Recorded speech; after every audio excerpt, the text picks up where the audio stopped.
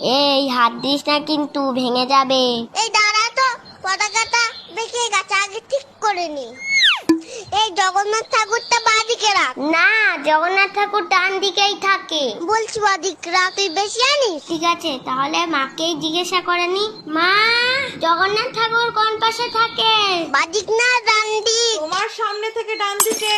দেখলি তো কি বললাম। শোন না ভাই, তুই এই বাজনাটা বাজা, আমি রথটা টানি। না, তুই এই বাসনাটা বাজা, আমি আগে টানবো। বলছি তো আগে আমি টানবো, দে আগে আমায়। তুই সস্তা, আমি আগে টানবো। আমি সবটা সাজিয়েছি তাই আমি আগে টানবো। না, তুই সর, আমি আগে রথ টানবো। না, আগে আমি টানবো।